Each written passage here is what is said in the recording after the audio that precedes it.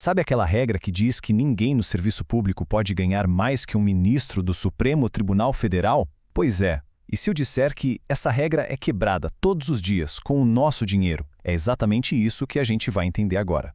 Para a gente começar, vamos ter uma ideia do tamanho do problema. 20 bilhões de reais. É isso mesmo. Esse é o custo, por ano, de salários pagos acima do que a lei permite. É um valor astronômico que sai direto dos cofres públicos.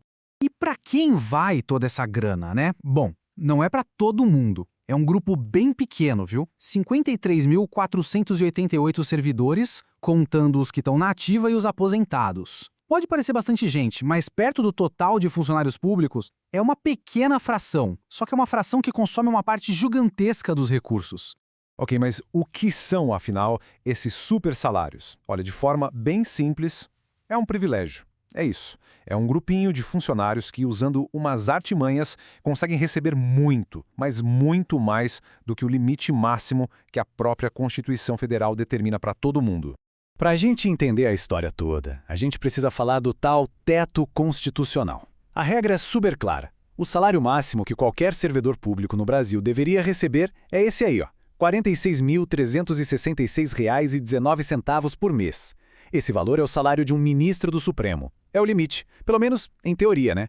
E aqui a coisa fica interessante de verdade. Vamos colocar esse valor em perspectiva. O teto, por si só, já é um salário altíssimo, certo? Ele está bem acima do que ganha a grande maioria, tipo 70% dos servidores. E olha só, está até acima do salário que coloca uma pessoa no grupo do 0,5% mais rico do Brasil. Ou seja, a gente está falando de um privilégio que está acima de um patamar que já é de uma elite. Tá, mas e daí? Qual o impacto real disso tudo? O que o país perde de verdade quando se gasta tanto com essa elite? Bom, o custo não é só o dinheiro em si, é o que a gente deixa de fazer com ele. E essa comparação aqui, olha, ela diz tudo. Pensa só, o mesmo governo que disse que era caro demais colocar vacina contra a herpes zoster no SUS para a população que mais precisa, gasta em apenas um ano de super salários o equivalente a 17 anos dessa campanha de vacinação. É chocante colocar lado a lado. Aí fica a grande pergunta, né? Se a regra está na Constituição, que é a lei máxima do país, como é que é possível passar por cima dela e de forma legal? A resposta está nas famosas brechas, nos jeitinhos que foram criados para contornar a regra principal. Então, como é que se fura esse teto? Basicamente, a mágica acontece por causa de alguns mecanismos que permitem que esses pagamentos extras sejam feitos sem serem considerados salário. E os truques são basicamente estes aqui. Primeiro, as verbas indenizatórias. O nome é bonito, né? Na teoria seria para cobrir gastos do trabalho, mas na prática, engordam o salário e nem pagam imposto. Depois, a licença compensatória, que é quando o servidor transforma dias de folga em dinheiro. E, claro, os famosos penduricalhos, que é uma lista sem fim de auxílios para tudo que se possa imaginar. E quando a gente fala em penduricalhos, olha, a criatividade não tem limites. As fontes que a gente usou para essa análise citam exemplos que parecem até piada, mas não são. Tipo auxílio peru e auxílio panetone. É isso mesmo, um benefício para ajudar nas compras de Natal pago com dinheiro público. Ok, e quem mais se beneficia disso tudo? Onde está concentrada essa grana? Os números não mentem. Quase 80%. 80% de todos os supersalários pagos do Brasil vão para o Poder Judiciário. É uma concentração, assim, impressionante. Isso tudo faz a gente pensar. O que se passa na cabeça de quem recebe esses valores, né? Qual é a percepção de realidade?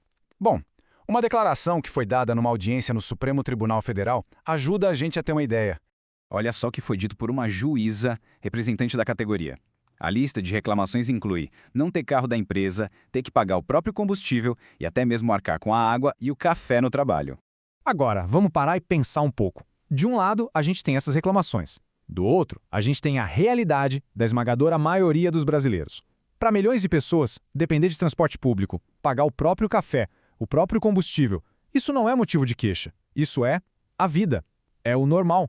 Beleza, o cenário é esse. Diante disso tudo, qual é a solução? Como é que a gente conserta um sistema com uma distorção tão grande? Pois é, as propostas que estão na mesa são bem complicadas e, para ser sincero, bem polêmicas.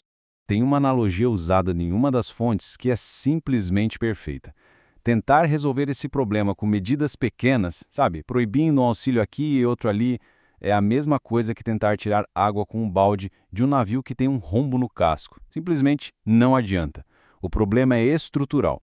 E a grande solução que está sendo discutida no momento é, no mínimo, surpreendente. Presta atenção na lógica. A ideia é proibir todos esses penduricalhos, mas, ao mesmo tempo, aprovar uma outra lei que cria um aumento automático de 5% no salário a cada 5 anos de serviço. Ou seja, na prática, em vez de acabar com o privilégio, se estaria legalizando salários ainda maiores. É basicamente acabar com as brechas, aumentando o teto de vez. E aí a gente termina com uma pergunta que fica no ar. Se a solução para acabar com pagamentos que furam o teto é criar um sistema que gasta ainda mais dinheiro público, só que de forma legal, a gente está realmente resolvendo o problema da desigualdade? Ou estamos só dando um nome novo para o mesmo privilégio de sempre? Fica aí a reflexão.